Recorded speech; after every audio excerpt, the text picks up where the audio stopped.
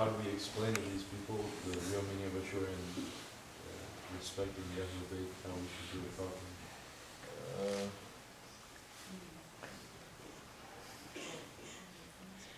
That person, it's easy to respond, it's very hard to respond. Because that person completely has no shame. How do you respond to a person who has no shame? You can tell him, look at you, you're shameful. He has no shame. Something happened, correct? Something happened. To the grandson of the Holy Prophet. How old was he? When he did that? Anybody knows? He answers so many times. He was in his 50s. And something happened, definitely. What happened to him? He was massacred. He was killed. Together with his family members, men, women, and children. And the few that were left. So, tell him that loving the Ahlul Bayt is also part of our religion. You become complete Wahhabi then. Loving the family of the Prophet is part of our religion. And we don't love them the way that the Shias still love them. Shias don't love them anyway. Not in the way that Allah and His Prophet is liking it. But that's not love, that is going with ego. Because when Hazrat Ali, Karamallahu wajhah, he was still alive, and Holy Prophet ﷺ, he was still alive, Prophet ﷺ said to Hazrat Ali, saying to him one time, Ya Ali, you are going to be the Isa, the Jesus of my nation. Jesus, as you know, is the nation of the Bani Israel, the children of Israel. 70,000 prophets came from them. And we respect him, every single one of them. But he's saying, Ya Ali, you are going to be the Jesus of my nation. There will be some who are loving you so much that they're going to say that you are Allah. As they are. They love Isa alayhi salam so much, they say he is a creator. Hasha astaghfirullah. He was not a creator. He was a man. He was made from meat and bones. He was in need of food and drink. He was a creature. He was a servant. He was a prophet. He was Ruhullah. And Holy Prophet ﷺ said, and there will be some who hate you so much that they'll be running to kill you. As they are, that Isa alayhi salam was sent to the children of Israel, to the Bani Israel, and there were some who hate him so much, they were running to kill him. They did not kill him, the Romans did kill him. But it is with their pushing. So, that happened to Hazrat Ali. Hazrat Ali understood that. So, today, the nation of Prophet ﷺ is off balance, off kilter. Because there's no walking the straight way. There is no Sirat al-Mustaqim. Sirat al-Mustaqim is only with the Khalifah, ulama, awliya. Then they keep able to balance things. Once you balance things, you can walk properly. If it's unbalanced, you cannot. You cannot balance things by yourself. So, it's imbalanced now. But for 1400 years, 1300 years, is the Sunni, the Ahl Sunnah, or Jama'ah, the one that Holy Prophet was saying, one group will be on the straight way, the rest is going to be deviating. And that group is the one who's following the Sunnah of the Prophet ﷺ. They are the majority and they follow the Sunnah of the Sahaba Kiram. We're following the middle way. We don't go to one extreme or the other extreme. We don't run to curse. We don't run to love those ones who did wrong. There are some also in the Ahl Sunnah. They run, they go to the other extreme, and they love Yazid. Like, I believe Zakir Naik was defending Yazid. Right? He's a killer. But once man's ego is rising so high, and he says, I'm the only one who knows his knowledge, I'm the only one who understands his secret, no one else in 1300 years, 1400 years, no one else understood, no Sahabi, no Tabi'in, no Tabi'in, no righteous people, no saints out there, no scholars, only me. born in the Ahir Zaman, when there is no Islam, only me understand it perfectly. That is enough to show the person has no shame, he has no faith, he has no intelligence. These three must go together, no? So he's saying, the extreme, saying, oh yes, it is, or to the other extreme of cursing, putting curses, la'nat, on yes, and all those ones who are not, and all those ones in reality, when they're doing that, all the other ones that they don't like to, they put in a curse. They don't like Hazrat Abu Bakr, they don't like Hazrat Umar, they don't like Hazrat Usman. Some of the extreme Shias, they don't even like Hazrat Ali. They curse at Hazrat Ali. They say, you failed us. Some, they don't even like Hazrat Hassan. They think we love Ahlul Bayt, correct? Because they say Hazrat Hassan sold out. Okay? Compromise. So, there's so much history that Muslims should know. The Muslims don't know. If we go to the history, then you will know. Then you have a better understanding where we were, where we are, and where we're going to go. So,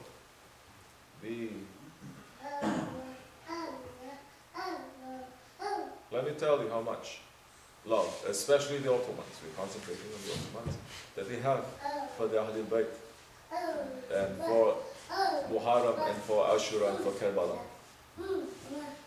There was a time that the Ottomans, they went to war with the Shias, with the Shia in Iran. I believe there was a time in Safavi. They were war, Ahl Sunnah Aqidah and the Shia Aqidah. That the only, I believe, was Sultan Selim. And instead of going west to bring Islam, he went east. And he went to break the backbone, the spine of Shiism, because it's spreading everywhere and it's bringing fitna, wrong Aqidah, wrong understanding, and it's bringing the enemies of the faith and of the truth to come and to infiltrate everywhere. So, he went and he destroyed them. During that war, so many tariqats in Ottoman lands, especially in Istanbul. So many tariqats that they have ties, because tariqats, 40 tariqats, they take from Hazrat Ali. Hazrat Ali, the Shias, they love him so much, right? That they say, some of them, they say he's Allah, Ali is Allah. Okay? So, during that war, so many tariqats, because they are having so much love of Hazrat Ali, and they're doing things, always mentioning him and things like that, except the Naqshbandis, because we're following Hazrat Abu Bakr, although we're both. So many other tariqats, during that wartime, they start to change, because they don't want themselves to be known to be supporting those ones who support Hazrat Ali, which are the Shias. Did you know this? You did know this. So many other tariqats. Count how many tariqats they are. They change. So they even change the silsila, not to put so many Hazrat Ali kind of ties. During that time, when all the other tariqats, they were shivering also,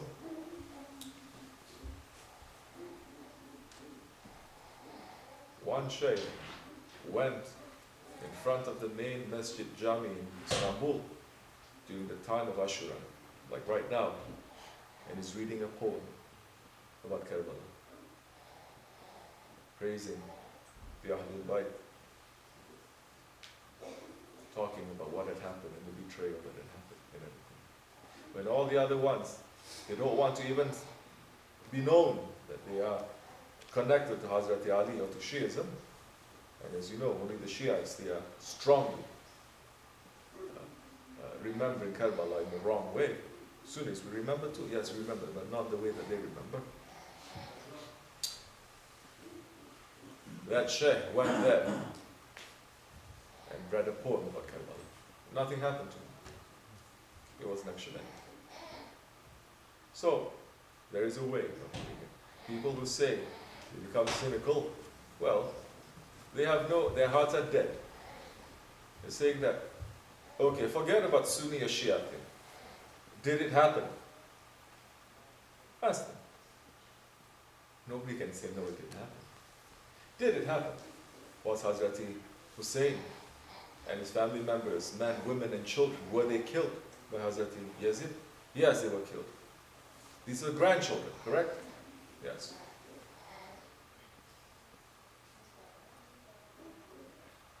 How does that make you feel?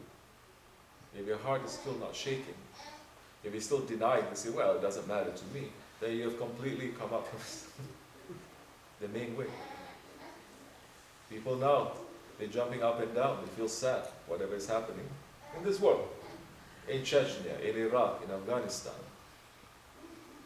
in Gaza, in so many different places, Muslim lands, especially Muslim blood is being spilled. And they know how to be sad. But are you being sad for those ones that is loved for the reason of creation?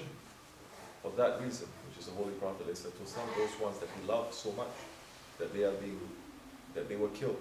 For us to remember it, that's why the Sunni way, the Ahl Sunnah way of remembering, is not to gather, to read, and everybody to get so emotional, and everybody start crying, and say, oh, curse to that one, curse to this one, oh, we wish we were there, oh, forgive us. No. It's just games. It's just games. It's just emotional. That means you haven't learned anything yet.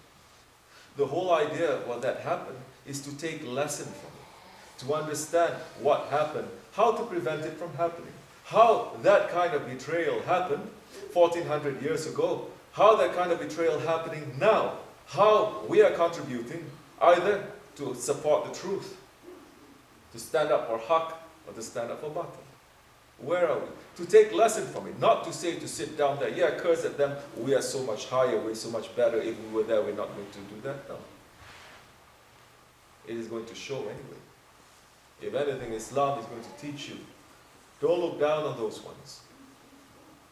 Understand that you have those characteristics inside of you. And if you know all these stories, whatever has happened, and you're not taking lesson to become better, then you haven't learned anything. And you have lost. You have lost. So we should not lose. Those ones who don't feel anything, they have already lost. Because it's an open thing.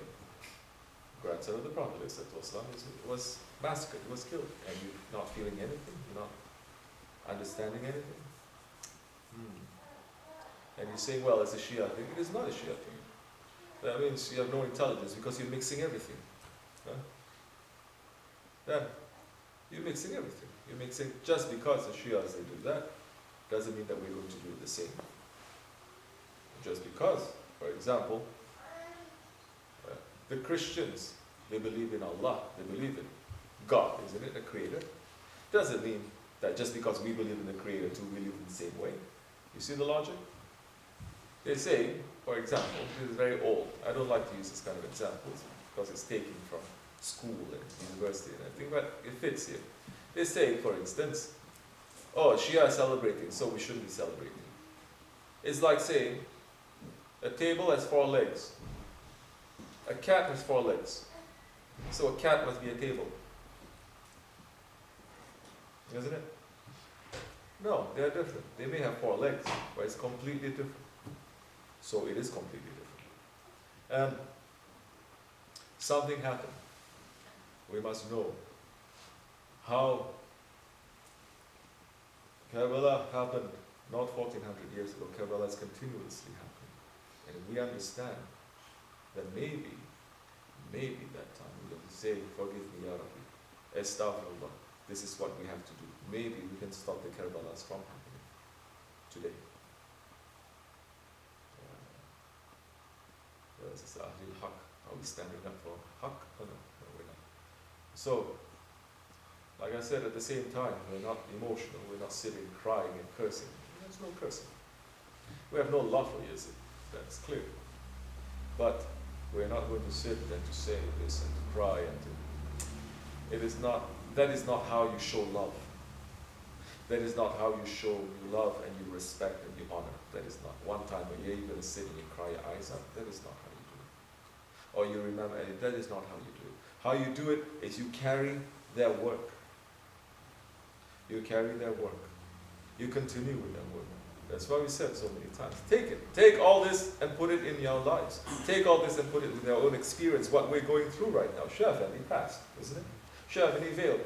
Didn't we hear so many people, they're crying their eyes out and they're doing so many things. I cannot go on, so everything is finished. I love him so much, I cannot, okay. You love him so much? Yeah, I love him so much, you know. Okay. Those who cried too much, they are not here. So that is your love.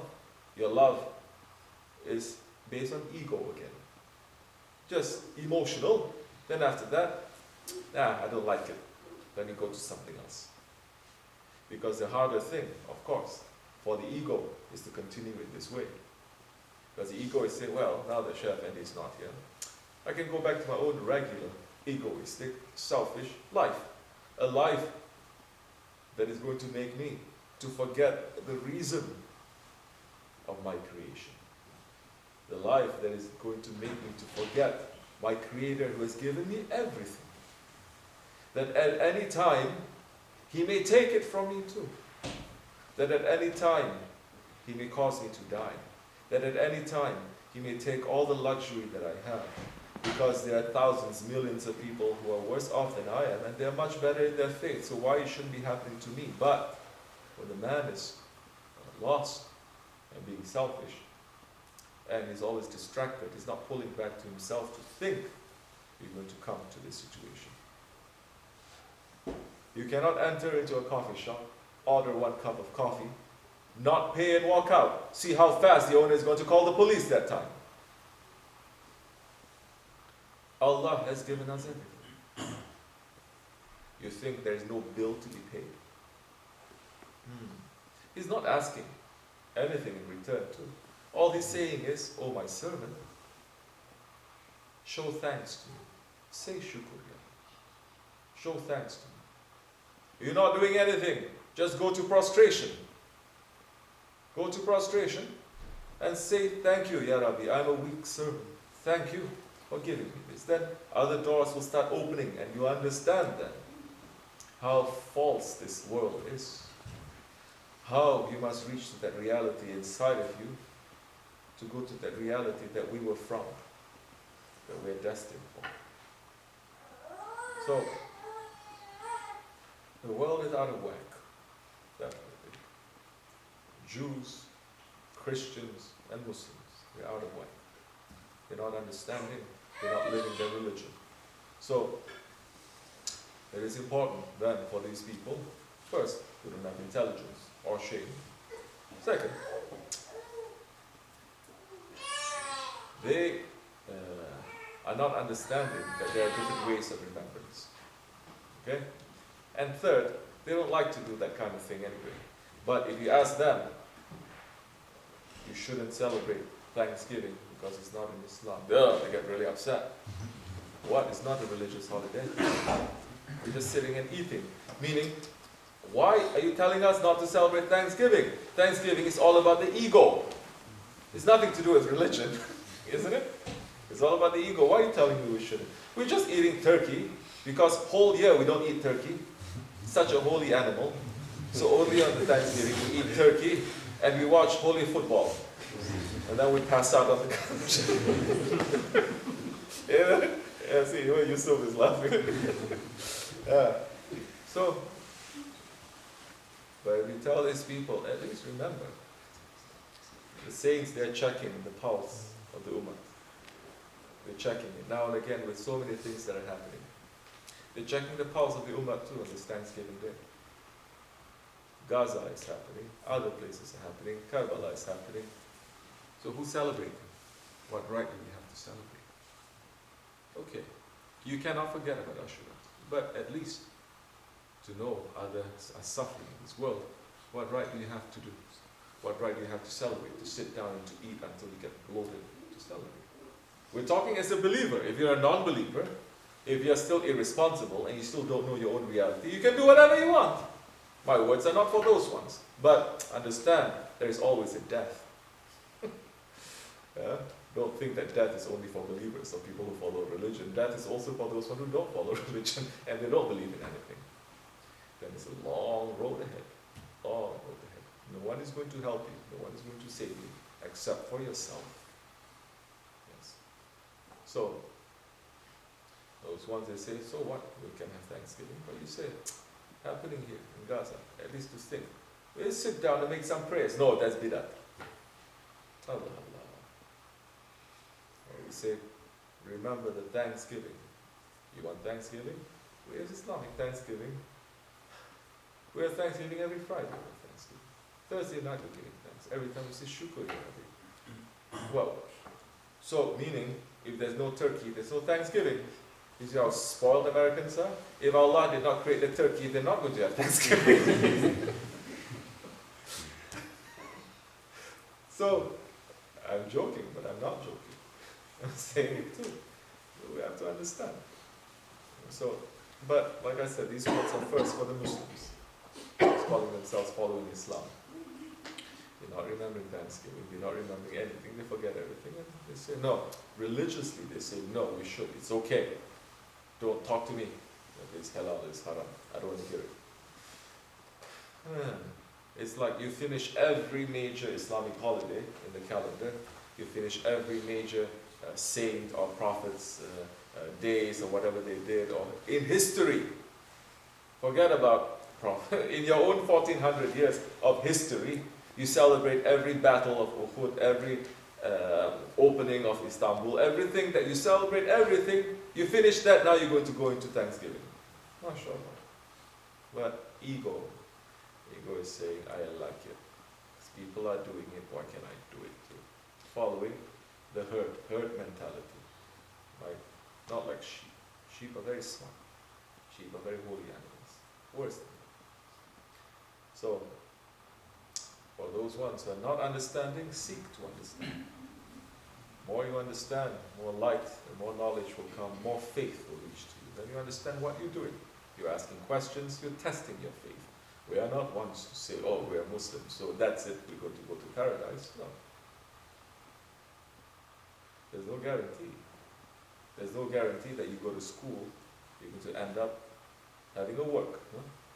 There's no guarantee that you go to apprenticeship for whatever that you are apprenticing, that at the end of the day you're going to get something. What makes us to guarantee that just because we say a couple of words, we believe something when it fits us to believe it, when the going is easy, that we'll be getting the highest paradises? No, it's not. So, they need shaykhs, they need dergahs. Because the shaykhs and the dergahs makes you to sit down and to think, to disconnect from everything and to think about your faith, think about yourself, think about what do you want from this life. Americans pay billions and trillions of dollars for therapy. This is free. And it is all connected to the